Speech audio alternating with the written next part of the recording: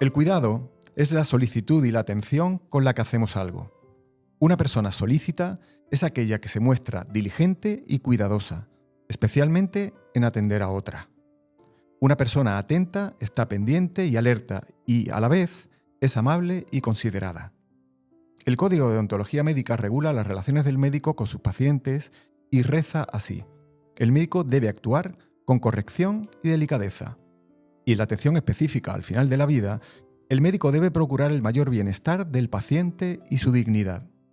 No deben de existir muchos códigos, reglamentos o circulares que contengan la palabra delicadeza. En el podcast Medicina y Final de la Vida del Colegio de Médicos de Cádiz, recibimos a la doctora Pilar Martínez, que preside la Comisión de Deontología de nuestro colegio.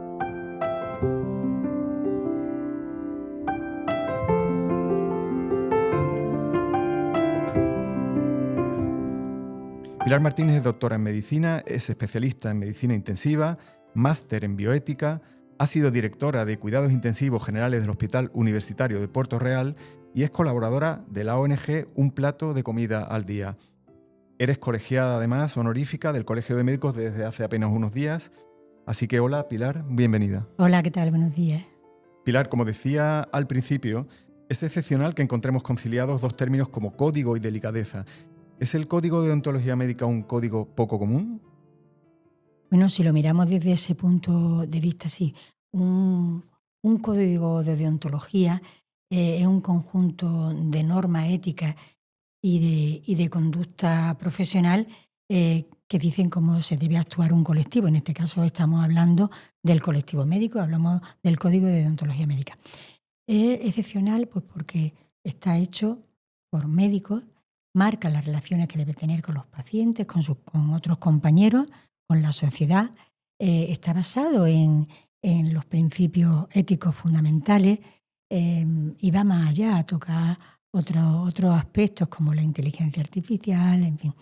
Pero no se nos olvide que la función fundamental del médico es la relación con el paciente.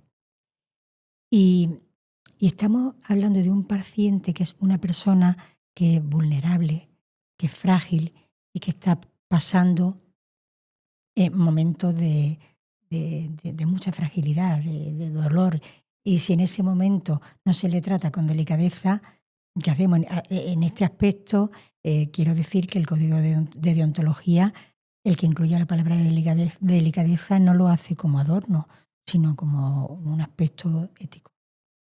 ¿Y es demasiado desconocido por parte del médico este Código de Deontología? Pues creo que sí, es demasiado desconocido, pero deben acercarse a él porque nos recuerda que cada decisión clínica lleva detrás un juicio moral y que la competencia técnica debe ir siempre acompañada de prudencia, de sensibilidad y de respeto. El Código de Deontología, en su primera página, nos presenta el juramento hipocrático. Pero en la segunda, muy conocido por todos nosotros, en la segunda, la oración de Maimónides, no tan conocida, pero de una belleza tremenda. Y yo quiero destacar una frase de la oración de Maimónides que dice: haz que vea en el que sufre a un ser humano. Pilar, yo hablaba al principio de las cualidades que se requieren para que podamos considerarnos personas cuidadosas. He escuchado apelar también a ese atributo y en algún foro con compañeros le has transmitido el valor de ser médicos cuidadosos y reflexivos en cada acto. ¿Es así? Sí, hay que ser cuidadoso y reflexivo en cada acto. Vamos a interiorizar que cada persona, cada ser humano es un ser único e irrepetible y además insustituible. Cuando hablamos de ser personas cuidadosas y reflexivas, quiero decir que tenemos que tener presente que estamos ante una persona que tiene una enfermedad, no ante una enfermedad. Estamos tratando con personas. Estamos tratando con personas que tienen su biografía, que tienen su historia y que es el conjunto lo que debemos tratar, teniendo siempre presente a la persona en el centro de todo. Si nos desviamos de aquí, si solamente tratamos la enfermedad, seremos técnicos, no seremos médicos. Coméntanos esta reflexión que también es tuya. ¿Entenderemos mejor que en cada paciente hay un ser valioso si lo vemos como un ser único. También cada profesional es único. Cada persona es única e irrepetible. Cada persona tiene su biografía, su historia. Llega con una enfermedad a que lo ayudemos, pedirnos ayuda. Y nosotros tenemos que ofrecerle ayuda a la persona. Esa ayuda está compuesta de dos partes, una técnica y otra empática, emocional. Atender es tratar desde la comunicación que lleva a la confianza. Dos posiciones en las que paciente y profesional comparten algo. Para que haya verdadera comunicación tiene que haber transparencia en el trato, debe respetarse la autonomía de cada parte y ambas deben estar investidas de dignidad. La palabra dignidad está muy presente siempre en tu vocabulario. Totalmente. La dignidad es el valor que tiene una persona por el hecho de serlo. Si a una persona se le intenta quitar su dignidad, se la humilla, se la agrede, el que pierde es el agresor y el que humilla. Tú has escrito: la muerte no es el fracaso de nuestras actuaciones, sino el fin de una biografía, y que se debe permitir que llegue de nuevo, dices, dignamente, para el paciente y también para la familia. Sí, yo siempre hablo del tándem familia-paciente, será porque estando en la unidad de cuidados intensivos, muchas personas han fallecido conectadas a una máquina. Cuando un paciente enferma, enferma también su entorno. Y de alguna forma, y a la familia hay que tratarla también. Y el tratamiento de esta familia es cercanía, es apoyo, es algo muy valioso que todos tenemos, que son unas manos, un brazo para acompañarlo, para pasarlo por el hombro, una mirada, un decir aquí estoy para lo que necesite. Permitir que la muerte llegue dignamente es permitir que una familia, si así lo desea, esté cerca de su familiar, saber retirarnos a tiempo, permitir que la muerte llegue, porque la muerte va a llegar de cualquier manera, nos va a llegar a todos. Dices tú también: el paciente, por su estado, experimenta sus sentimientos y percepciones en grado profundo, y el médico está con él en ese trance. Las decisiones, las acciones, la aproximación que el profesional hace en ese instante al paciente tienen un especial impacto, no solo científico. ¿Cómo afrontas tú ese momento privilegiado como profesional? Lo afronto con humildad y con respeto. Estar al lado de una persona al final de su vida no es solo un acto médico, es un acto profundamente humano. No se puede vencer a la muerte, hay que acompañarla con dignidad. Acompañar es aliviar, es escuchar, es contener y a veces solamente estar. En ese momento nuestras palabras, nuestras decisiones pueden tener un peso muy importante en la familia y eso exige una medicina prudente, compasiva y consciente. Y luego además a nivel humano, a nivel personal, te produce desgaste, incertidumbre, renuncia, mucha renuncia. Pero bueno, luego tiene un sentido, que es cuidar con conciencia, acompañar con respeto y aprender de cada historia, de cada paciente. La medicina intensiva me ha exigido mucho, pero me ha dado mucho también. Me ha dado un orgullo de haber estado cuando era necesario. Y aquí no tengo más remedio que ser muy agradecida, tener unas palabras de agradecimiento porque he tenido la inmensa suerte de tener unos compañeros magníficos en el que todos hemos tenido algunos baches, algunos momentos de mucha debilidad, llanto, ¿por qué no decirlo? Y siempre nos hemos sabido acompañar unos a otros y, por supuesto, también a acompañar y apoyar, ¿eh? Y también, por supuesto, a mi familia, que ha sabido comprender que yo no tenía un trabajo, sino que tenía un compromiso.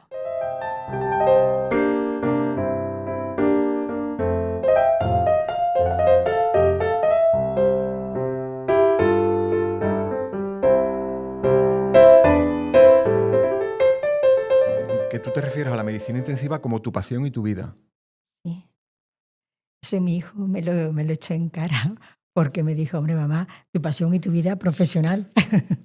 Digo, sí, le he dedicado mucho mucho a mi vida, a mi compromiso. No quiero llamarlo trabajo. Le he dedicado mucho a mi compromiso. Con lo que le he dedicado mucho a lo que ha sido mi profesión. Le he dedicado, por supuesto, y he sacrificado también, es que no sé cómo decírtelo, pero todo ha tenido un sentido. Todo ha tenido un sentido porque al final es algo que es muy rico, porque mientras tú más das, más recibes. Pues si tú te implicas mucho con un paciente, con una enfermedad, con tu profesión, a la vez te estás enriqueciendo más. Y no tengo más que volver a decirte que agradezco a la vida el lugar que me ha hecho tener, porque me ha puesto en un lugar en el que creo que he sido útil, que he podido ayudar, que he tenido un sustento con unos compañeros y con una familia que así me lo han permitido, y que al final digo, bueno, pues he tenido una vida profesional de entrega y de ayuda, y eso enriquece mucho. ¿Una buena definición de la medicina podría ser la combinación entre arte y ciencia? Hombre, vamos a ver, la medicina, la ciencia sin... Bueno, pero le tienes que añadir también otro más, algo. Le tienes que añadir humanidad. Si tú eres un gran científico, serás un gran técnico. Si solamente eres humano y tienes mucho arte, pues seguramente te quede insuficiente. Mézclalo todo. Entonces eres un buen profesional. Tú perteneces a una generación de médicos y de médicas que vinculas por vuestra curiosidad científica. Sí. Ten en cuenta que cuando yo empecé, me refiero a la medicina intensiva, empezamos una especialidad. Yo entré como alumna interna en medicina intensiva en 1978, la especialidad se había creado en 1977. Y teníamos una curiosidad tremenda por avanzar, por crear, por formar lo que era la especialidad, por darle sentido y darle cuerpo a la especialidad. Fue una época muy... Ahora lo miramos como se puede mirar la prehistoria. Yo durante muchos años he tenido en el despacho un respirador de transporte. Yo decía, Dios mío, y yo he ventilado con esto. Pero luego a partir de ahí íbamos estudiando, íbamos avanzando, íbamos creando la especialidad. Sí, fue una época muy emocionante, muy, muy, muy rica. No emocionante, rica. La especialidad se crea en 1976, si no me equivoco, sí. Y ha ido creciendo a base de motivación para mejorar técnicas. Sí. Estas técnicas, con el apoyo de las nuevas tecnologías, han permitido revertir enfermedades antes incurables. A la vez, han ido surgiendo nuevas situaciones clínicas y con ellas conflictos éticos también inéditos. ¿Cómo ha ido la ética médica adaptándose, acogiendo y dando respuesta a estos conflictos, Pilar? Mira, la ética médica, necesita reflexión y tiempo, ¿vale? En un principio, nuestro objetivo, la medicina intensiva, me voy a centrar en esta parte que es la que conozco, empezábamos a utilizar medidas de soporte. Medidas de soporte que el objetivo que tenían, y las tienen todavía, la medida de soporte es: yo te aplico un respirador, te aplico una medicación, un vasoactivo para mantenerte mientras a lo mejor un antibiótico te está haciendo efecto para mantener la vida mientras otras técnicas mientras otras situaciones mientras otras acciones te van haciendo efecto. Bien. Pero llegaba un momento en que lo que tú estabas esperando, el resultado no llegaba. Y tenías a un paciente día y día, semana a semana, enganchado a un respirador, sabiendo que al final no iba a sobrevivir. Entonces, le hacíamos la pregunta a la ética: ¿hasta dónde tenemos que llegar? ¿Hasta cuándo? ¿Podemos retirar estas medidas de soporte? A la ética le tenemos que hacer las preguntas desde sus valores. Valores son respeto, son dignidad, son autonomía y justicia. Y después de un periodo de reflexión, la ética nos va devolviendo y nos hemos ido adaptando. Bien. Entonces, la ética nos respondía: este paciente al que tú le has puesto esta medida de soporte, para, para darle tiempo a que esta enfermedad se le pudiera, o que este tratamiento se le pudiera ser efectivo, si no se lo hubiera puesto habría fallecido, ¿no? Y después de mucho periodo de reflexión, te dice, pues resulta que se lo puedes retirar, porque retirar es lo mismo que no haber puesto cuando no has obtenido el resultado que tú esperabas.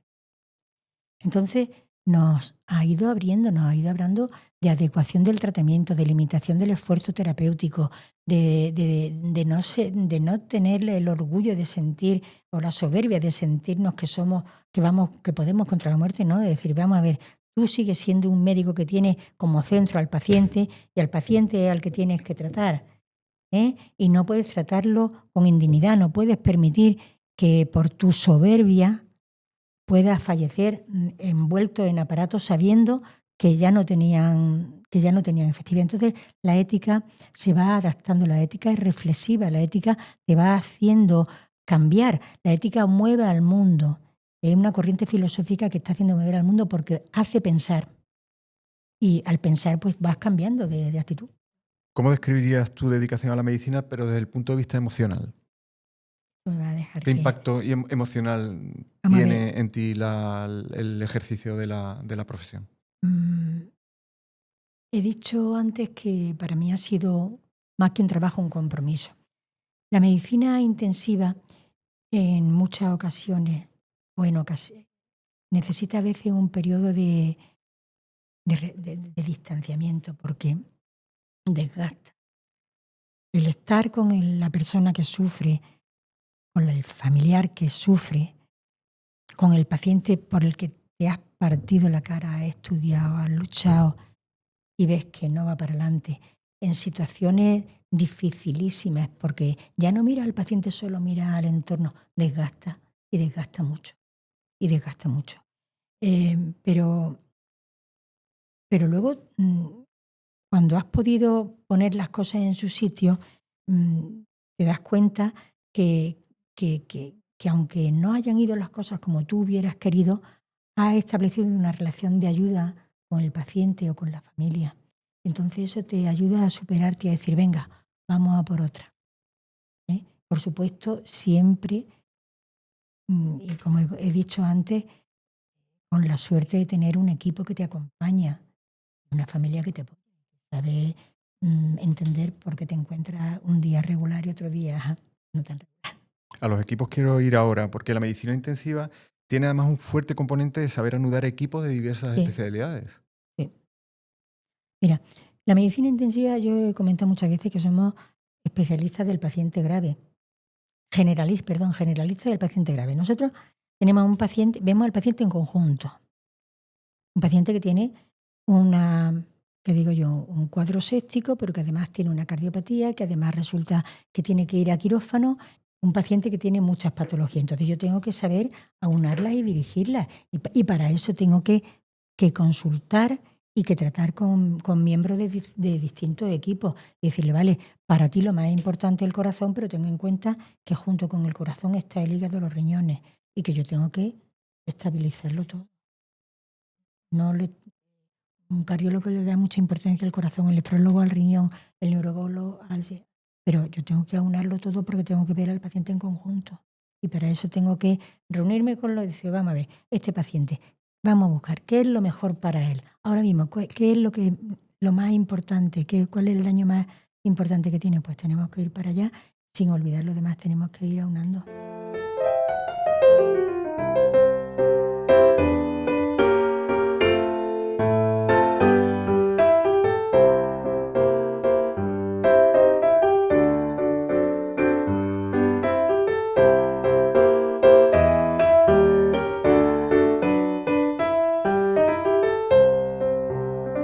Volvamos ahora, Pilar, a la ética y su función reguladora de la labor asistencial.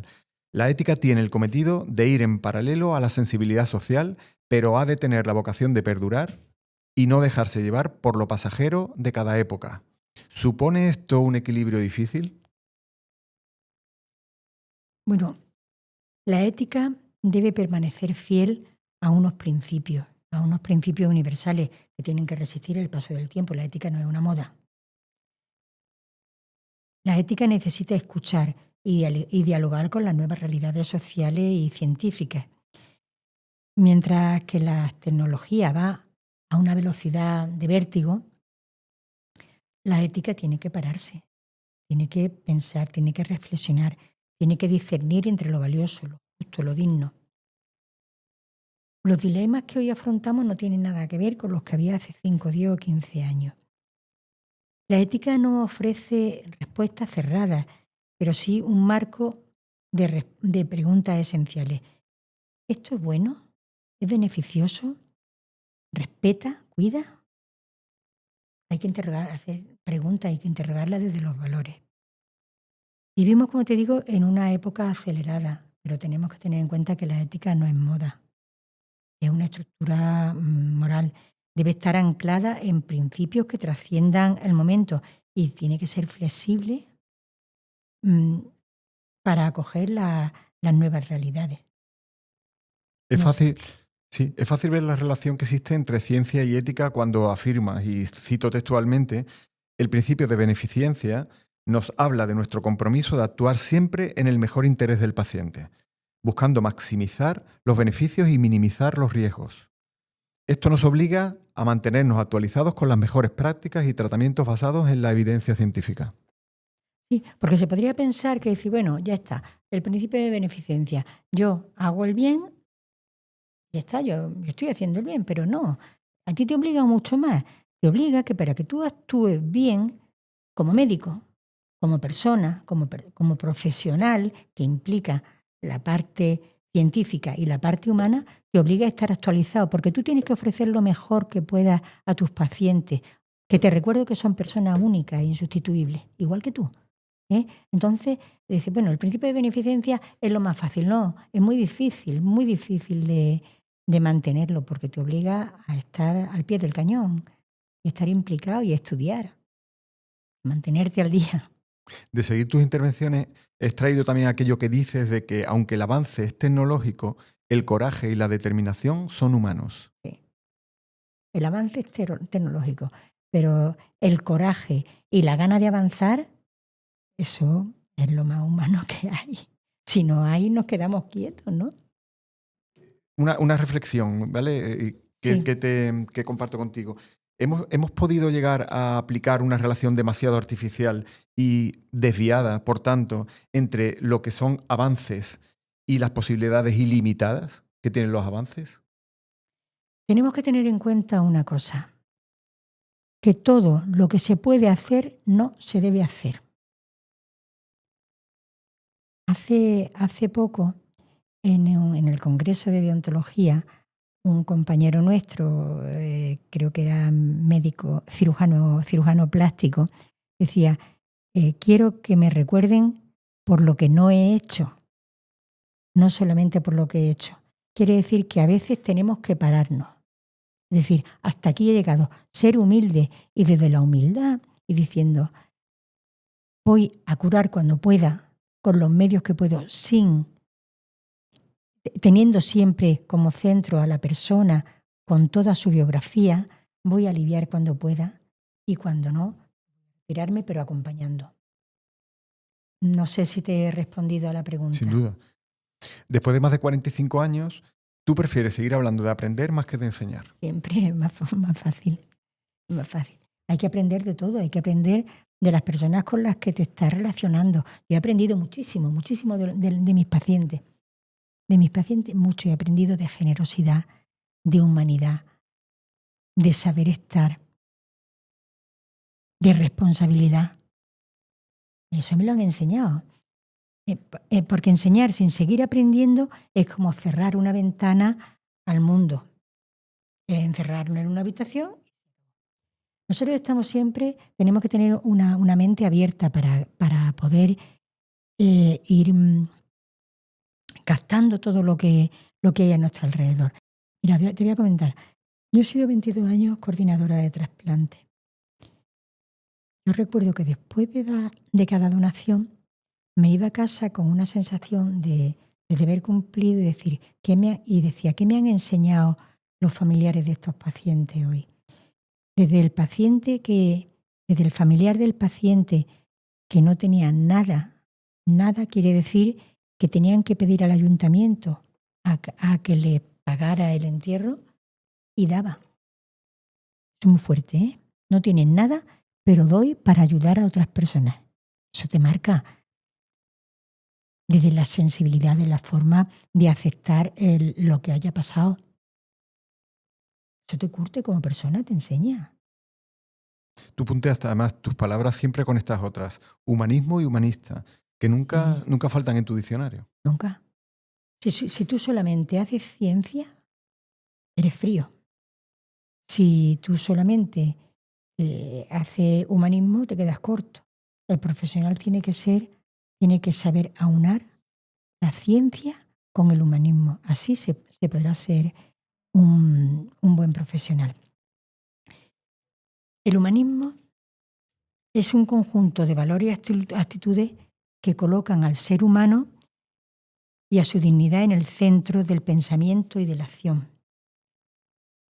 En medicina, estos valores van a ser la empatía, la ética, el pensamiento crítico, la sensibilidad. El humanista es la persona que encarga el humanismo. Y aquí quiero decir algo. Hay un movimiento que es el de humanización de la medicina, pero la humanización de la medicina tiene que estar apoyada y anclada en el humanismo, porque si no, se va a quedar en frases bonitas y en carteles bien hechos. Antes te preguntaba sobre el efecto, el impacto emocional que ha tenido el ejercicio o tiene el ejercicio de la medicina en ti. Ahora te quiero preguntar si la cercanía a la muerte ha hecho también especial tu manera de ejercer la medicina. Sí, la cercanía a la muerte me ha enseñado lo esencial. Son dos cosas. Lo que verdaderamente consuela. ¿Qué es lo que verdaderamente consuela? Un gesto, una caricia, el arma tan poderosa que tenemos que son nuestras manos. ¿Vale? Lo que verdaderamente consuela por una parte. Y por otra parte, lo que permanece cuando lo demás desaparece, que es el vínculo, la dignidad de la persona. Eso por una parte. Y recordemos que siempre no se trata de curar, sino de saber acompañar. Pilar, te quería preguntar, ¿hay una justicia y por tanto también hay una injusticia según se enfoque la atención médica? Sí. Mira, vamos a ver que justicia quiere decir tratar a los iguales como iguales, a los desiguales como desiguales, para intentar disminuir las diferencias. ¿Vale? Todas las personas no tienen las oportunidades, no todas las personas entienden las cosas de la misma forma. Una medicina justa es la que se da cuenta de esas diferencias y trata de reducirlas. Muchas veces la injusticia no viene de algo grande, sino de pequeños detalles que pasan por alto. El no explicar bien, el no acompañar, el no tener en cuenta la situación personal de cada uno. Eso marca una gran injusticia, una gran desigualdad. Si tú dices, esta enfermedad la voy a tratar, la voy a explicar de tal forma, ¿vale? Y luego tú intentas explicarla con el esquema que te ha hecho, todas las personas no tienen la misma capacidad de ser receptivo. Entonces, unos lo entenderán mejor, otros lo entenderán peor, otros no lo entenderán. Tienes que buscar a la persona, saber en qué capacidad de comprensión tiene, y también en ese momento, porque a lo mejor en ese momento no es estar receptiva, y tienes que saber realmente qué es lo que buscas, qué es lo que quieres. Para finalizar ya, Pilar, tú dices, mientras me preparo para retirarme de esta travesía profesional, puedo mirar atrás con orgullo y decir que he cumplido con la misión que la vida me encomendó. ¿Es ahora cuando se comprende todo el sentido de esa misión vital? Vamos a ver cómo te cuento yo esto. Eso lo escribí para mi discurso de despedida, que hace unos meses cuando me jubilaba. Porque me sentía que sí, que había cumplido con la misión que la vida me había encomendado. Yo no sé si la vida me encomienda una misión ahora, no sé si la vida me encomienda una misión o la misión me la voy haciendo o se va haciendo día a día. ¿Eh? Lo que sí es verdad es que yo como te comentaba antes, no he sentido que iba a un trabajo, he sentido que tenía un compromiso. y he querido responder a ese compromiso. Siento que he respondido porque creo que en este compromiso iba implícito el ayudar a las personas, el acompañarlas. Sé que siempre no lo habré hecho bien, sé que a lo mejor algunas veces, o más de la cuenta, o no sé cuántas veces, me habré visto o se habrá esperado algo más de mí. Lo que sí creo es que por lo menos mi intención siempre ha sido la de ayudar y acompañar a las personas cuando lo han necesitado, aparte de aplicar la ciencia que tenía. He intentado ser un médico. Cassandra Austin, hermana y confidente de la escritora Jane Austen, Sí. dice en la ficción televisiva Miss Austen que cumplir con el deber es una forma de amor. Son palabras que quiero dedicarte para agradecerte personalmente este podcast. Gracias, muy sinceras, Pilar. Muchísimas gracias a vosotros por haberme permitido hablar en este plan un poquito más intimista. Y bueno, muchísimas gracias. Gracias a ti. Gracias a ti, Pilar.